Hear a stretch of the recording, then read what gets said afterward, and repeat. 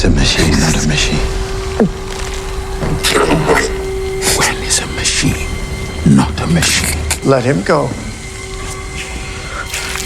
If this episode teaches us anything, it's that Morrow is very calculating. The moment he realizes Slightly and Smee are kids, he sees an opening and he takes it. He knows they don't want to be seen as machines. These are people who literally throw a tantrum when you call them kids. So imagine what being treated like machines does to them. So when he senses that they're hiding something from him, he asks them a simple question. When is a machine not a machine? It might sound harmless at first, but it's actually a bait, one that Morrow plans to use to his advantage later. So the thing is, Slightly and Smee are hybrids. They're not fully human, but they want to be human. And for someone who doesn't want to be a machine, being asked when is a machine not a machine will definitely linger. If you sit with it for a while, it really sticks in your mind. Because they don't want to be treated like machines. And machines are built to follow orders, serve their creators, and to switch on and off when someone tells them to. That's why the riddle is dangerous. It's not just a test, it's a seed Morrow plants on purpose. Because should Slightly later on hesitate, or when he says I can't, or I'm not allowed to, Morrow can use that question against him that, well, you said you're not a machine, so why are you acting like one? And just like that, Morrow gets what he wants through the very idea he left behind. But it also makes you wonder, why didn't Morrow try to use Smee instead? He was the one who almost gave everything away. He was ready to talk. Slightly had to stop him. So why go through Slightly? Maybe there's something about Slightly, but I guess we'll find out in the subsequent episodes to come. The worst parts of a man. After so many years away and from the outside looking in, Morrow might look cold, but you can tell everything is finally starting to weigh on him. Morrow's not exactly a man, he's a cyborg, part flesh, part tech, and all mission, and that mission has consumed everything, from his body, his memories, and even his ability to feel anything beyond the objective. For decades, he's followed orders without blinking, and now the guilt is beginning to set in. He's done things, horrible things, just to secure those eggs, things that can't be erased. He's watched people die, people he served beside for years, colleagues who begged for help while he stood there and did nothing.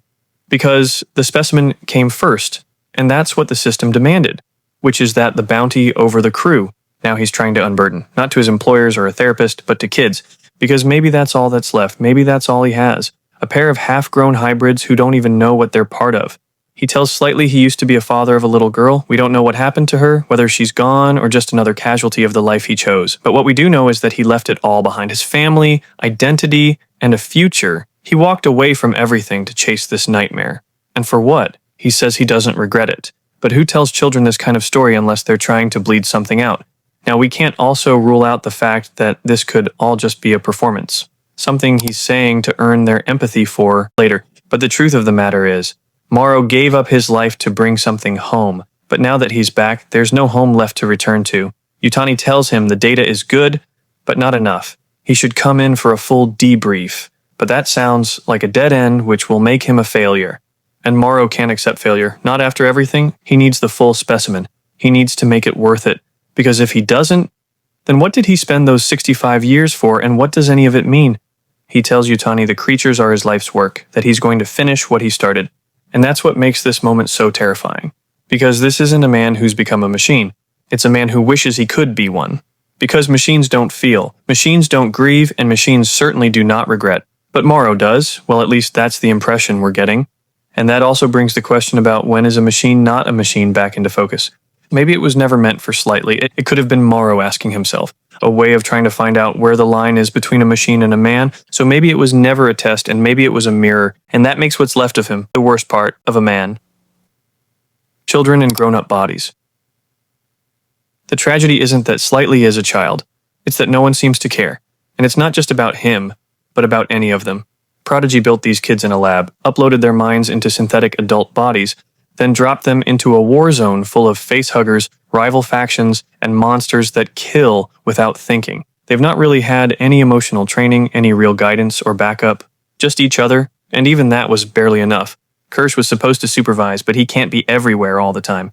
And Morrow sees it instantly, when Slightly and Smear were messing around the area containing the xenomorph eggs like they're not aware of what's at stake. He hears the nervous way.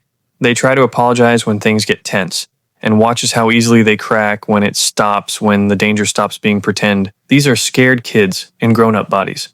You can even tell with Nibs as well. She doesn't want to be there. You see it in her body language. She's lost, scared, and unsure why she's even part of this mission.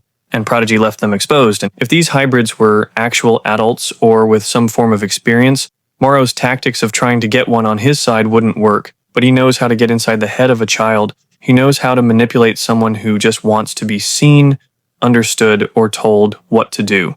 That's the weapon he's using, and it's working. So whatever mission Prodigy thought they were sending them on, what they've actually done is arm a bunch of children and hand them to someone like Morrow.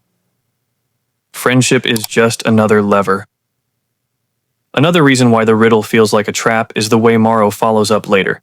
This time, when he contacts Slightly again, he's calm, and you can tell he's been thinking and plotting. So the first word that comes out of his mouth is, did you figure it out? It's like he's planting something deeper. Because like I established earlier, that question wasn't just philosophical, it was bait. And it works. At first, Slightly doesn't want to talk, but Morrow knows exactly what kind of kid he's dealing with, so he plays a new card. One only a child would fall for. He mentions his daughter, just enough to sound vulnerable, and then he asks Slightly for something that seems small and harmless. Will you be my friend? It's simple and innocent, but it's exactly the move that breaks Slightly's wall. He says yes, not because he trusts him, because he's scared and lonely, and also which kid doesn't want a new friend? He needs someone, and Morrow uses that need to slip through the cracks. Now mind you, he's doing all this while searching up on Prodigy and Boy Cavalier. And now that Slightly's taken the bait, Morrow has exactly what he needs for what's coming next. So what happens next? Slightly thinks he made a friend, but Morrow has other plans. The riddle could be just a mirror. And when Slightly hesitated, Morrow saw everything he needed. A kid who doubts and wants to believe. Slightly has let his guard down. Morrow has a way in, and behind the scenes he's already hunting for answers, pulling files on Boy Cavalier, probing into Prodigy's secrets, looking for the specimen that can justify the nightmare he lived through. Because this is no longer about survival, it's about legacy. And if Slightly is just one more lever, or one more confused kid caught between the lines, then Morrow won't hesitate to use him. After all, when is a machine not a machine? Maybe it's when it stops following orders, or maybe it's when it starts setting traps of its own.